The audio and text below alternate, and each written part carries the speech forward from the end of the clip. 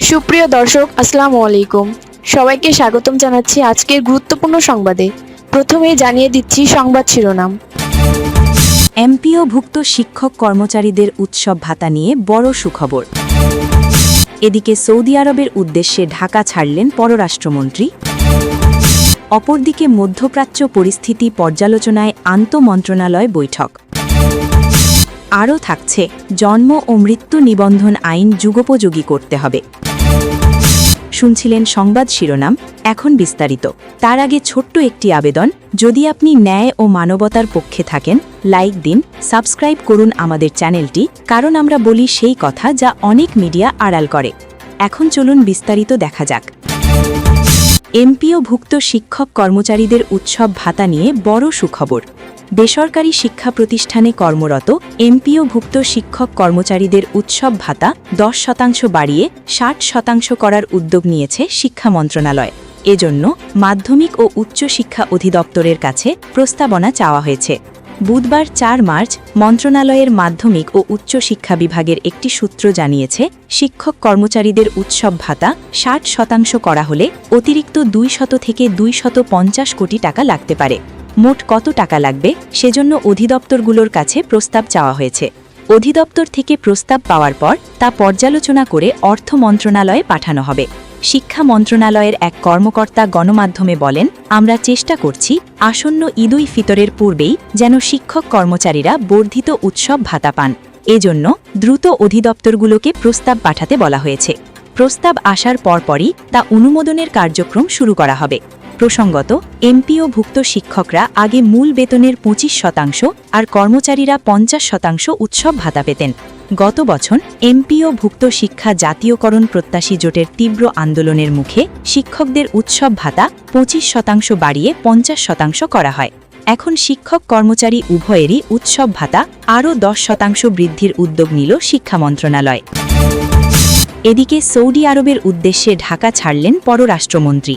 পররাষ্ট্রমন্ত্রী ড. খলিলুর রহমান আজ সৌদি আরবের উদ্দেশ্যে ঢাকা ত্যাগ করেছেন। দায়িত্ব গ্রহণের পর এটি তার প্রথম বিদেশ সফর। তিনি জেদ্দায় অনুষ্ঠিত অধিকৃত ফিলিস্তিনি ভূখণ্ডের পরিস্থিতি নিয়ে ওআইসি-এর পররাষ্ট্রমন্ত্রী পর্যায়ের বৈঠকে অংশ নেবেন। পররাষ্ট্র মন্ত্রণালয়ের কর্মকর্তারা জানিয়েছেন, পররাষ্ট্রমন্ত্রীর সফরসঙ্গী হিসাবে রয়েছেন প্রধানমন্ত্রীর পররাষ্ট্র বিষয়ক উপদেষ্টা হুমায়ুন কবির।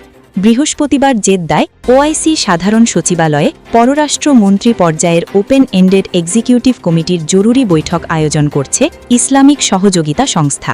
বৈঠকে ইসরায়েলি দখলদার কর্তৃপক্ষের সাম্প্রতিক সিদ্ধান্তগুলো নিয়ে আলোচনা হবে। তাদের এসব সিদ্ধান্ত বসতি সম্প্রসারণ, সংযুক্তিকরণ এবং অধিকৃত পশ্চিম তীরে ইসরায়েলি সার্বভৌমত্ব চাপিয়ে দেওয়ার প্রচেষ্টাকে উৎসাহিত করছে, ওআইসি জানিয়েছে। জরুরি অধিবেশনে সদস্য রাষ্ট্রগুলোর অবস্থান সমন্বয় করা হবে এবং ইসরায়েলের অবৈধ পদক্ষেপের বিরুদ্ধে প্রতিক্রিয়া হিসাবে সম্ভাব্য কর্মপরিকল্পনা নিয়ে আলোচনা হবে। সম্প্রতি ইসরায়েল দখলকৃত পশ্চিম তীরের জমিকে রাষ্ট্রীয় সম্পত্তি হিসাবে ঘোষণা করে বসতি স্থাপনের প্রক্রিয়া শুরু করেছে। এই পদক্ষেপকে অধিকৃত ফিলিস্তিনি ভূখণ্ডের আইনি, রাজনৈতিক ও জনসংখ্যাগত অবস্থান পরিবর্তনের বৃহত্তর প্রচেষ্টার অংশ হিসাবে দেখা হচ্ছে এবং এটি দ্বিরাষ্ট্র সমাধানের সম্ভাবনাকে ক্ষুণ্ণ করছে। মধ্যপ্রাচ্যে উদ্ভূত পরিস্থিতি ও এর প্রভাব পর্যালোচনায় সোমবার পররাষ্ট্র মন্ত্রণালয়ে এক আন্তঃমন্ত্রণালয় বৈঠক অনুষ্ঠিত হয়েছে। বৈঠকে বিমান চলাচল, প্রবাসী কল্যাণ এবং আঞ্চলিক নিরাপত্তা, বিশেষ করে বাংলাদেশের ওপর সম্ভাব্য প্রভাব নিয়ে আলোচনা করা হয়। পররাষ্ট্রমন্ত্রী ড.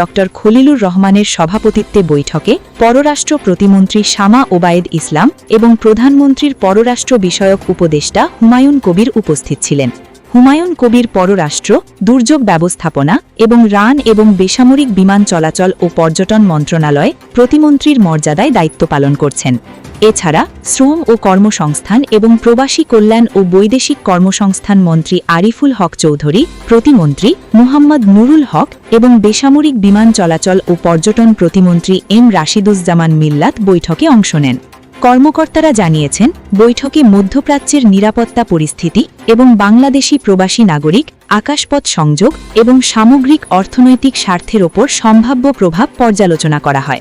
অংশগ্রহণকারীরা মধ্যপ্রাচ্যে অবস্থিত বাংলাদেশি নাগরিকদের নিরাপত্তা ও কল্যাণ নিশ্চিত করা এবং বিমান চলাচল ও বৈদেশিক কর্মসংস্থানে বিঘ্ন কমাতে সমন্বিত পদক্ষেপ নিয়ে আলোচনা করেন।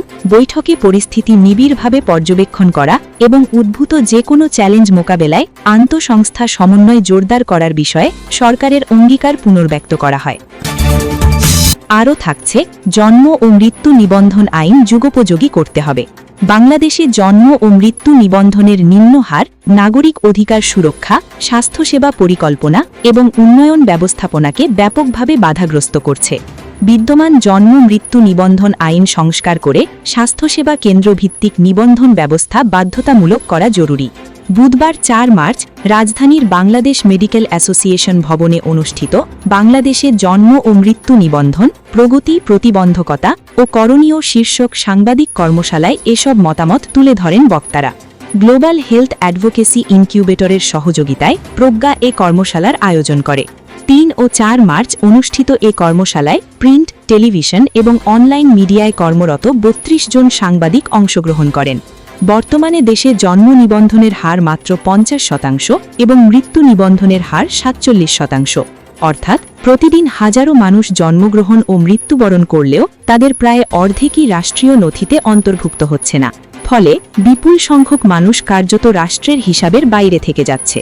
বিশেষজ্ঞদের মতে, জন্ম ও মৃত্যু নিবন্ধন নাগরিক আইনি পরিচয়, শিক্ষা, স্বাস্থ্যসেবা, উত্তরাধিকার, সামাজিক সুরক্ষা ও ভোটাধিকার নিশ্চিত করার অন্যতম প্রধান মাধ্যম। নিবন্ধনবিহীন নাগরিকরা বাস্তবে সামাজিক ও অর্থনৈতিকভাবে অদৃশ্য হয়ে পড়েন, যা শিশুশ্রম, বাল্যবিবাহ, মানব পাচার ও বৈষম্যের ঝুঁকি বাড়ায়। একই সঙ্গে নির্ভরযোগ্য জন্ম ও মৃত্যু তথ্যের অভাবে কার্যকর জন্মসংখ্যা ও নীতি প্রণয়ন ব্যাহত হয়। বিদ্যমান আইনে নিবন্ধনের দায়িত্ব প্রধানত পরিবারের ওপর, স্বাস্থ্যসেবা কেন্দ্রগুলির ওপর এ দায়িত্ব বাধ্যতামূলক করা হয়নি। অথচ বর্তমানে দেশে প্রায় 2/3 শিশুর জন্ম স্বাস্থ্যসেবা প্রতিষ্ঠানে হয়ে থাকে। স্বয়ংক্রিয় নিবন্ধন ব্যবস্থা না থাকায় অনেক জন্মই নিবন্ধনের বাইরে থেকে যাচ্ছে। দক্ষিণ এশিয়ার মালদ্বীপ, ভুটান ও শ্রীলঙ্কার স্বাস্থ্যকেন্দ্র ভিত্তিক নিবন্ধন ব্যবস্থা চালুর মাধ্যমে প্রায় 100% নিবন্ধন নিশ্চিত করতে সক্ষম হয়েছে। বিশেষজ্ঞরা মনে করছেন, বাংলাদেশেও একই ধরনের সংস্কার জরুরি।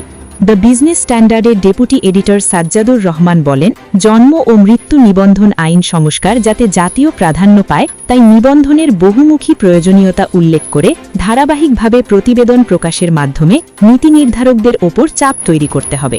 কর্মশালায় আলোচক হিসাবে উপস্থিত ছিলেন প্রজ্ঞার নির্বাহী পরিচালক ABM জুবায়ের। কর্মশালায় গণমাধ্যম কর্মীদের সামনে বিষয়ভিত্তিক উপস্থাপনা তুলে ধরেন প্রজ্ঞার কর্মসূচি প্রধান হাসান শাহরিয়ার ও কোঅর্ডিনেটর মাসিয়া তাবেদিন।